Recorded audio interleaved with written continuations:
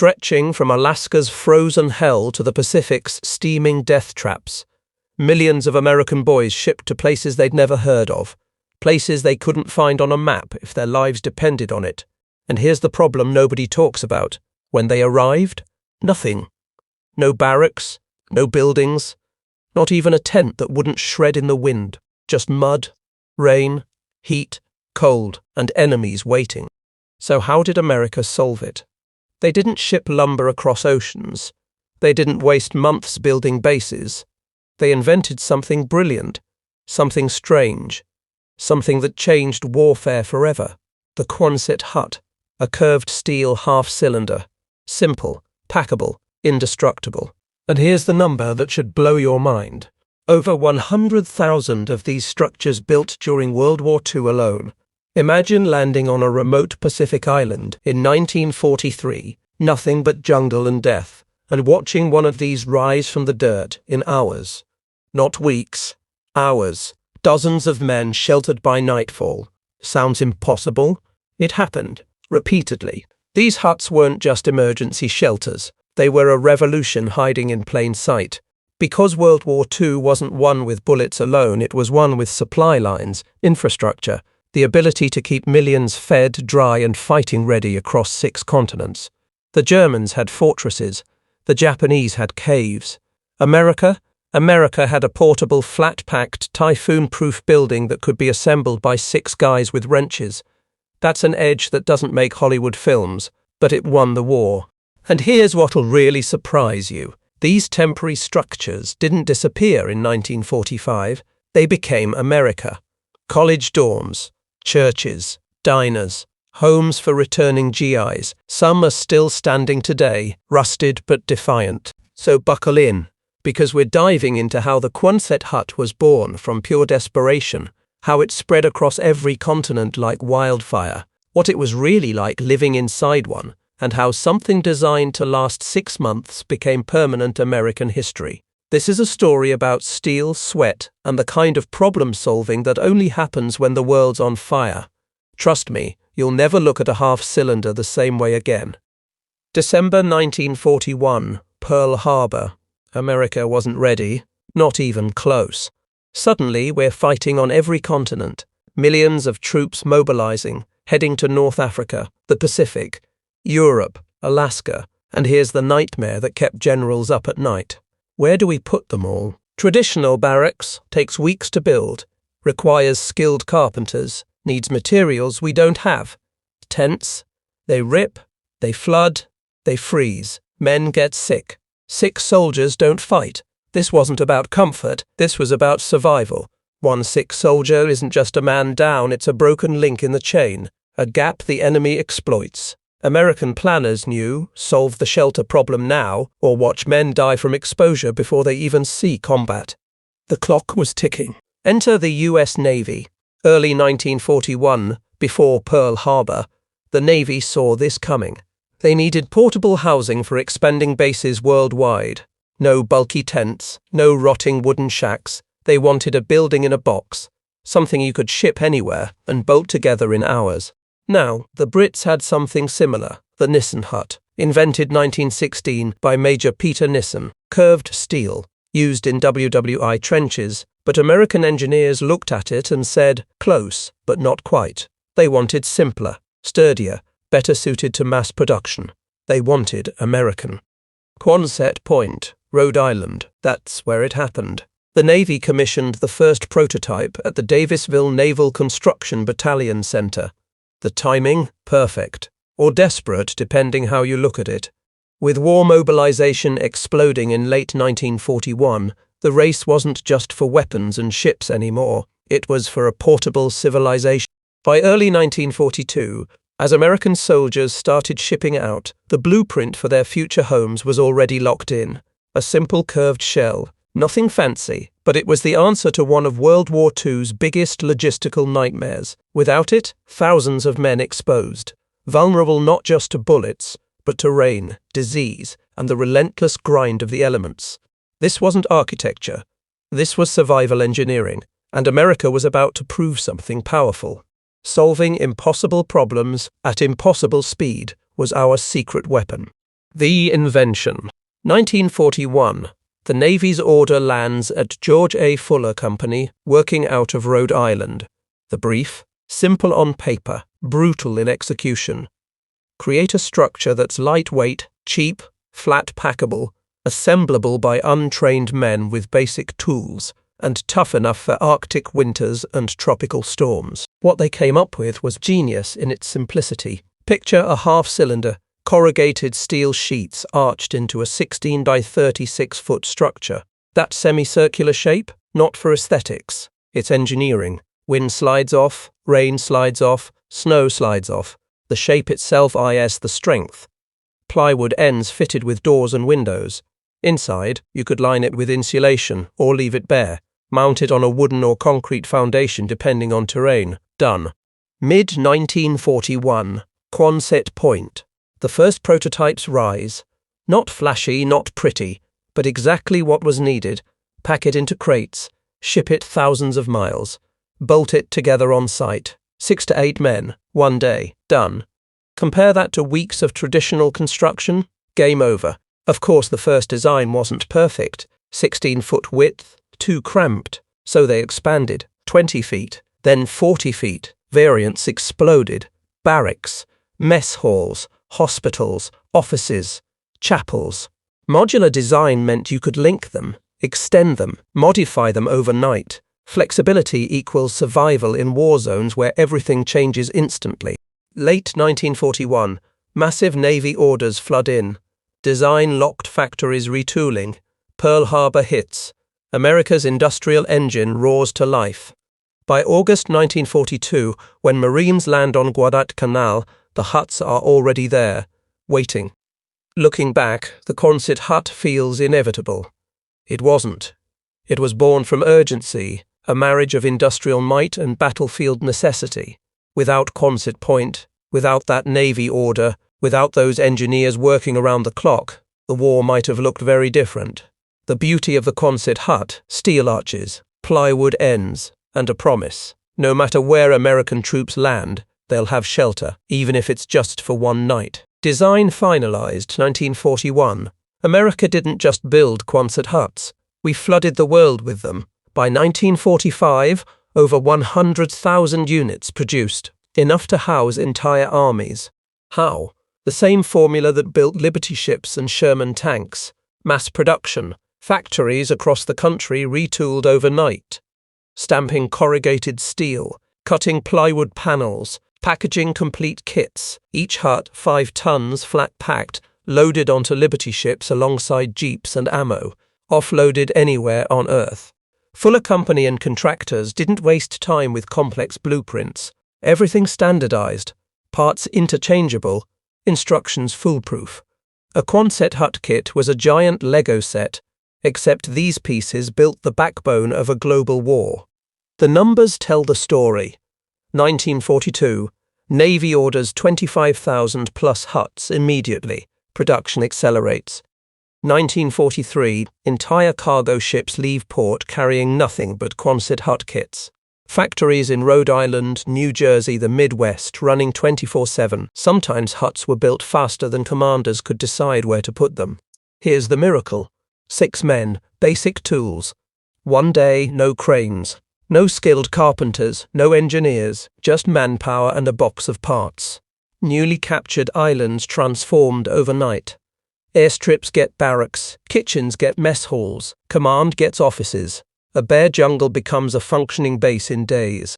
While German troops dug bunkers and Japanese garrisons burrowed into caves, American forces were building steel towns that rose almost instantly. It wasn't glamorous, but it meant that wherever the US flag landed, a functioning base followed close behind. By the end of the war, production figures rivaled some of the biggest hardware programs of the conflict. Quonset huts weren't just housing, they were a symbol of America's ability to outproduce, outsupply, and outbuild its enemies. It was one thing to send soldiers overseas. It was another thing entirely to give them a ready-made home, waiting in a crate wherever they landed. But you might think, how was the life inside these huts? Living inside a Quonset hut was unlike anything most American soldiers had ever experienced. For many, it was their first time away from home, and suddenly their house was a curved shell of corrugated steel planted on foreign soil. These huts were no luxury cabins, but compared to sleeping in a tent that leaked rain and froze at night, they were a godsend. The interiors could be adapted depending on the theatre of war. In the South Pacific, the huts were often lined with insulation to dull the relentless heat, and screens were added to keep out clouds of mosquitoes. In colder climates, think Alaska or northern Europe, stoves were installed, sometimes one at each end, to keep the chill at bay. Wooden floors kept men off the mud, and improvised partitions gave a hint of privacy. Still, most soldiers remembered them as loud, echoing, and often sweltering in the daytime. But here's the thing, Quonset huts weren't just barracks. Their flexibility made them into whatever the military needed at the time. Some became mess halls where hundreds of men lined up for rations. Others were transformed into field hospitals with rows of cots and the smell of antiseptic in the air.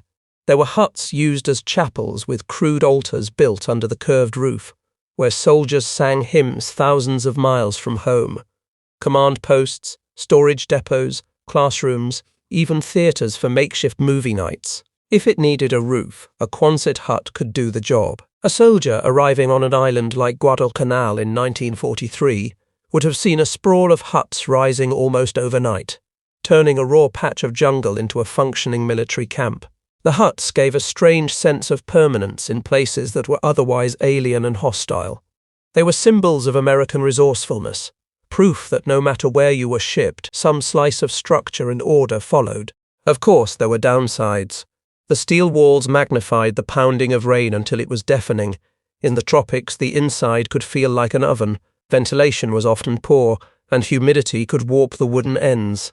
But soldiers adapted, rigging up makeshift fans, cutting extra windows, and doing whatever it took to make the huts livable. After all, compared to foxholes or open-air tents, this was still a step up. Letters home from GIs often mentioned the huts, sometimes with humour, sometimes with complaint, but almost always with gratitude that there was something between them and the elements. In the words of one Marine stationed in the Pacific, "She ain't pretty, but she keeps the rain out. That's all a man can ask for." And perhaps most importantly, the huts offered a strange sense of normalcy. You could hang your gear on a nail, line up your cot, and to know that, at least for the night, you weren't at the mercy of the jungle or the desert. For a soldier far from home, that small comfort was worth more than gold. The Quonset hut didn't just stay in American camps. It spread like wildfire across the globe, following the advance of US forces wherever they went. From the beaches of Normandy to the jungles of New Guinea, these half-moon shelters became part of the landscape of World War II. No matter how remote the location, odds were good that you'd find a cluster of huts forming the backbone of a base. In the Pacific, they were indispensable. When US Marines landed on Tarawa in 1943 or on Iwo Jima in early 1945, establishing a foothold wasn't just about capturing ground, it was about building infrastructure. Quonset huts gave them that instantly. Airfields needed control towers, radio rooms, weather stations, and maintenance shops. Instead of waiting weeks for construction, crates were opened, steel arches were bolted, and within days a bare island bristled with buildings. Some bases in the Pacific ended up with hundreds of huts arranged like a small town, complete with roads and signs. In Europe, they were just as critical. After D-Day in June 1944, as Allied troops pushed deeper into France, Quonset huts followed close behind. They sprouted in Normandy as makeshift hospitals for the wounded, offices for logistics teams, and barracks for engineers. By the time winter hit the Ardennes during the Battle of the Bulge, Quonset huts were being used as heated shelters, giving troops a break from the freezing Belgian forests. But perhaps the most surprising deployments were in extreme climates. In Alaska and the Aleutian Islands, huts were built to withstand hurricane-force winds and bitter cold. In North Africa, they were planted in dusty camps under a blazing sun, where their curved steel roofs reflected heat away better than canvas tents ever could. In every environment, the same principle applied. A flat-pack building could be shipped and raised faster than any traditional construction. The global footprint was staggering. By 1945, there were Quonset huts on every continent except Antarctica. Soldiers joked that you could tell where the Americans had been by spotting those steel half-circles on the horizon. They became symbols of the US military presence, instantly recognizable even to civilians who had never seen them before. And it wasn't just Americans who used them. Allied nations received Quonset huts through Lend-Lease programs, setting them up in Britain, Australia, and even the Soviet Union. They were universal because they worked, and because no other country had solved the problem of mobile housing at such scale. The huts became so common that many soldiers assumed they'd last forever. They turned barren islands into functioning cities, carved order out of chaos, and gave troops the infrastructure to keep fighting thousands of miles from home. If war is about logistics, then the Quonset hut was one of America's most unsung weapons. By the war's end, it didn't matter if you were on a Pacific atoll, a French farmyard, or an Arctic outpost. You'd see the same curved roofs standing against the sky. They were proof that America hadn't just shipped men overseas, it had shipped an entire civilization with them. When the guns finally fell silent in 1945, most people expected the Quonset hut to fade away with the war. After all, these steel arches were meant to be temporary, a quick fix for an urgent crisis. But that's not what happened. Instead, they began a second life, one that would shape post-war America in ways no one could have predicted. First, there was the immediate problem: what to do with all those huts? With more than 100,000 built, the US military suddenly had a surplus on its hands. Many were dismantled and sold as scrap, but thousands more were shipped back home or left standing overseas. The timing was perfect because America was dealing with its own housing crisis. Millions of GIs were returning from Europe and the Pacific, and the GI Bill was fueling a surge in college enrollments. Cities and universities needed places for these men and their new families to live, and fast. Quonset huts became an instant solution. Across the United States, colleges set up entire hut villages for veterans. At the University of Michigan, for example, returning GIs and their families lived in Quonset hut communities complete with kitchens, bedrooms, and even little yards. Other schools like the University of Minnesota, Brown, and UCLA did the same. These villages weren't glamorous. Many wives joked about cooking in a half-cylinder kitchen, but they were affordable, fast, and better than nothing. Beyond universities, whole towns sprouted Quonset hut neighborhoods. Some were converted into churches, diners, and even dance halls. Small businesses bought surplus huts and turned them into workshops, garages, and warehouses. Farmers loved them too, using the huts as barns and storage sheds. For a generation that had just fought a war defined by scarcity, these ready-made structures felt like gifts. And they didn't just stay in America. Overseas Quonset huts left behind during the war were absorbed into local communities. In places like the Philippines, Guam, and even parts of Europe, people used them for homes, schools, and shops, long after the Americans had moved on. The huts that were meant to vanish after the war became landmarks of survival and recovery. Still, they weren't perfect. Families often complained of poor insulation, leaky roofs, and the constant creak of metal. Winters were brutally cold, summers sweltering hot.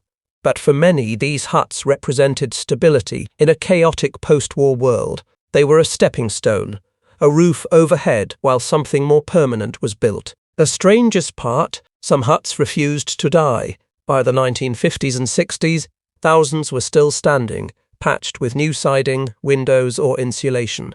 Even today, you can find original World War II Quonset huts dotting American landscapes, some rusted and abandoned, others still in use as storage or workshops. What started as a wartime necessity ended up reshaping peacetime America. The Quonset hut became more than just a shelter. It was a bridge from the chaos of war to the promise of rebuilding. And like the soldiers who lived in them, these huts proved tougher and more enduring than anyone expected. Even now, nearly 80 years after the end of World War II, the Quonset hut has not vanished. In fact, it has become an enduring symbol of wartime ingenuity, a reminder of how America's industrial might could solve problems on a global scale. You can still drive across parts of the United States and spot them, half-cylinders of corrugated steel standing stubbornly in fields, on college campuses, or behind workshops. Some are battered and rusted, others lovingly restored, but all of them whisper the same story: built fast, built cheap, built to last. The legacy of the Quonset hut is bigger than just nostalgia. Architects and historians often point to it as a precursor to modern prefab housing. The concept of shipping flat-pack kits and assembling them on-site is something we now associate with companies like IKEA. But in 1941, America was already doing it on an industrial scale. The hut proved that modular design could be both practical and scalable, and it sparked conversations in the post-war years about solving housing shortages with mass-produced homes. For veterans, the huts carried an emotional weight. Many remembered them as the backdrop of their wartime lives, the place where they wrote letters home, laughed with comrades, or collapsed into exhausted sleep after battle. For civilians, the huts became a strange but familiar sight.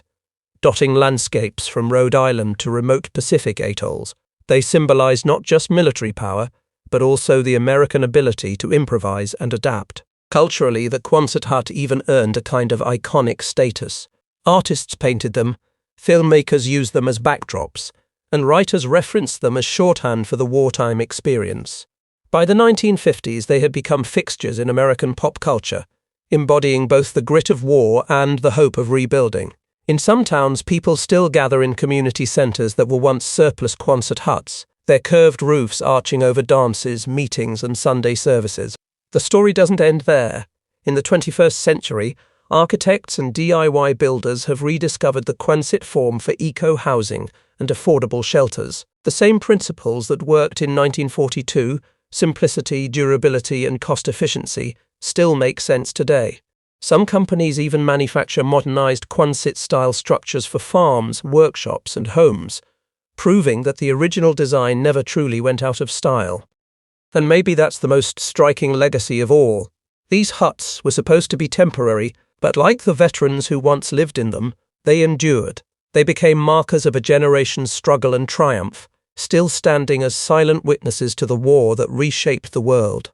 So next time you see one of those curved steel shells standing quietly on the side of a road, remember that humble hut helped win a world war, housed soldiers on every continent, and went on to shape post-war life in ways no one could have imagined. In its own quiet way, the Quonset hut is as much a symbol of World War II as the Jeep, the Sherman tank, or the Liberty ship. Proof that sometimes the simplest solutions leave the longest shadows.